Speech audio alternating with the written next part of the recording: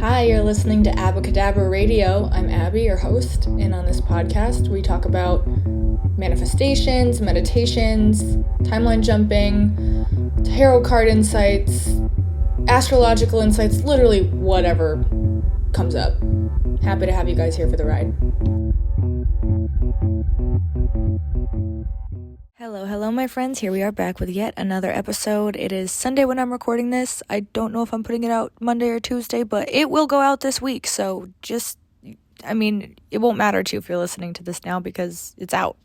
Just want to remind you guys before I get started, the Making It Happen live course in conscious creation is on June 11th at 4 p.m. Eastern time, and you can go sign up for that on my website. The link is in the show notes, and then along with that, you can order the money hypnosis, the love hypnosis, the timeline shifting audio. You can do customized meditations, customized subliminals. The whole lot of it is all on the website, and all of it is linked in the show notes. The method doesn't manifest, but these tools might help you get into that feeling state of exactly what you want, and then it'll come in, easily. Now let's get into the episode. I have noticed this past week a massive shift in my ability to live in the end. And by that, I'm talking about the Neville Goddard technique of acting as if living in the end, basically putting yourself in the feeling state, frequency state of having your desires manifested, living in your dream reality. I have noticed that this past week, I don't know what it was. And if you are a follower on my TikTok, I posted a video about it today. Maybe I haven't posted it yet. It might still be in my drafts. Anyway, my baseline for what I have been able to accept has shifted, and things that are showing up has shifted. I did post exactly what I'm thinking that I posted, so it's up. My light bulb moment of everything that you want has existed. So when you are in that feeling state of exactly what you want is happening, you are in it. You have to disregard the 3D. You have to not pay attention to the 3D because everything that your 3D reality is showing you is stuff based on what you believed into existence in the past and focused on into existence in the past. Everything that you're seeing now is an evidence of your past thoughts and beliefs, aspects of yourself pushed out and reflected back to you in the people, in the scenarios, in the situations, and every single thing that is coloring your reality.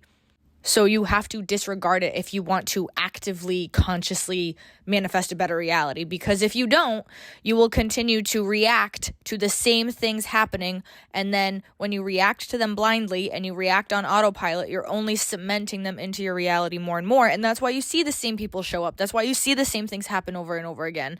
That's why when things get good and you get nervous that the other shoe's about to drop, it fucking drops. Because you can't believe that things can consistently go well for you for a long period of time. Because why should they? I mean, they fucking should, but a lot of us don't think that is okay to think and believe, and that's something that I've really been working on lately because things have been so good. So it's a lot of people I know have that hardwired into their brain, if things are good for a period of time, it's only a matter of time until they go to shit. No! Stop believing that. Stop thinking that into existence. Stop making that your reality. It literally doesn't have to be. And I'll have people ask from time to time on videos and email questions and stuff saying how am I supposed to manifest $1 million when I can't pay my rent? How am I supposed to find the love of my life if I keep picking shitty people and stuff like that? And nothing, as you continue to tell that story, you're just making it more and more true. So you have to disregard the who and what is showing up right now and only immerse yourself in the feeling of what you want. Feeling over everything, guys. State of being over circumstance every fucking time. Your state of being is your assumption of yourself. I know I talk about this all the time. This episode is important, though. Your state of being, your assumption of yourself, colors everything in your reality. Is the lens you look through. It is the perception that you hold. When you shift your assumptions about your world, you are going to see things shift in your reality. One of my big ones within the past couple of weeks has been I'm worth $1 million. And I truly believe that I'm worth millions of dollars. And I didn't think that a couple months ago. I didn't think that a couple weeks ago. And in that belief of me being worth millions of dollars, because I know I am, and I know every single fucking person on this planet is as well, my baseline has shifted for money and for other things. But I've seen it shift for money pretty significantly, where money is showing up in different ways. The portals that I have opened, that money is coming through. And then even in unexpected places, that money is coming through. It's just, and I haven't even done too much to change what I'm outputting in my reality. It's not like I got a raise at work or anything, but like money it's just around more and it's coming up more and I have more of it than I had before, which is great and awesome. And I think that my shifting beliefs of like, I'm worthy of millions of dollars, I'm worth millions of dollars, is why I'm starting to see that start to shift in my reality.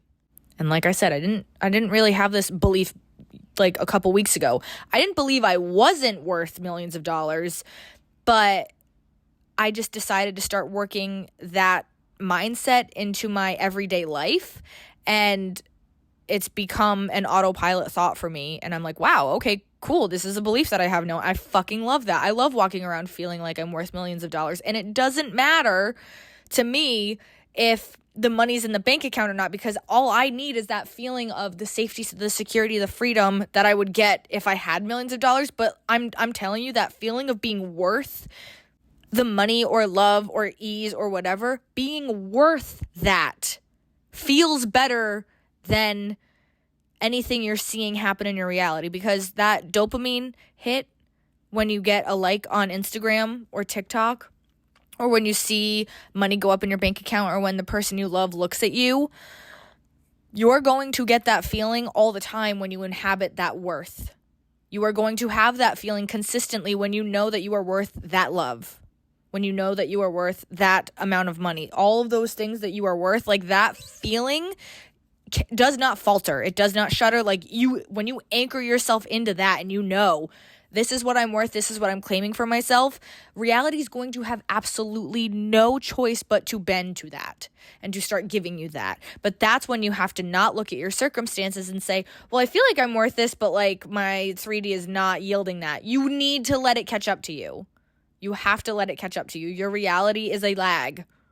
Your reality is your algorithm. So the more that you view something, pay attention to something, affirm something, focus on something, the more the algorithm thinks, okay, they like that, so we have to give it to them more. That's exactly what your reality is doing.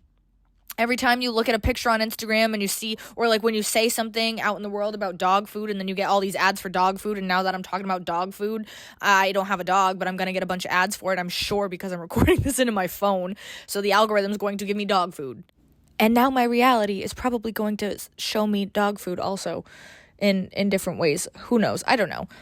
All I know is as you focus on stuff, you're going to see more and more of it. And I love using like our social media algorithm as a metaphor for exactly how your reality is working. And once I understood exactly how reality works, it just made it so much easier to create it and navigate it and contrast and everything. It's not that deep. That's, I guess, what I'm realizing about reality. It's as deep as you want it to be, but it doesn't have to be that deep. It doesn't have to be this big puzzle, and contrast doesn't have to be permanent. And even though the good things are going to ebb and flow, the more that you open up to the good things, the more they're going to come to you. The more that you can accept those good things, the more they're going to come to you. And it's really hard for people to accept that they're worth good shit, because we've been programmed to think that we shouldn't be. Because we're thinking if you're not in the cutest outfit all the time, if you don't have the highest likes on social media, if you don't have that certain number in your bank account, or if you don't have someone absolutely enamored with you, that you're not worth shit, and it's not fucking true.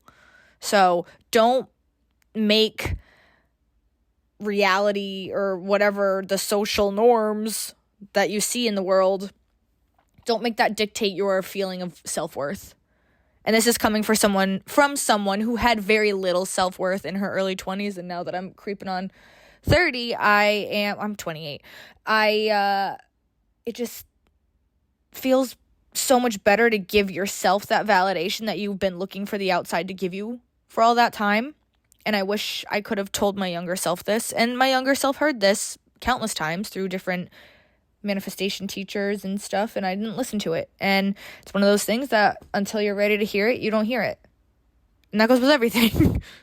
Wow, I really just went on a fucking rant and didn't talk too deeply about your reality is already created. That reality that you want to live in is done. It's already happening. It's already in motion. All you have to do is consistently be in that state of feeling it, and you're going to see your reality start to morph and change and reflect back all those really good aspects of yourself that you are starting to like focus on and hype up. Be your own fucking hype man. Okay? Don't for a second think that you shouldn't be your biggest fan. Because when you can be your biggest fan, you support yourself, you stand up for yourself, you advocate for yourself, you dress yourself better, you feel better, you enjoy walking through town, you talk to people more, like you just become the best version of yourself when you become your own hype man. A few times this week I've had moments of just pure like awe in what my life is and what I've created in it, and like not even that so much has changed in it in the last few months, but just really enjoying like my job, my family, my relationships, the things that are showing up, the clients I'm working with, just everything, and just being able to sit in that and be like, I am so good in this. I'm so enjoying this. Like, my life is really good, and being able to bask in that. And I talk about it a lot, and it wasn't like I haven't done it to the degree that I've been able to do it this week. So I'm really excited about that. I'm excited about this new attitude I have, I guess, towards reality, manifestation, conscious creation, and all that stuff, because it's really getting to be more effortless the more that I just experience life and do different things. So I'm very, very pumped about that. It was 11:11 when I just looked at my phone, so that's a confirmation for me. Thank you. But I think that's the rant for you guys. I don't think I have anything else to rant about.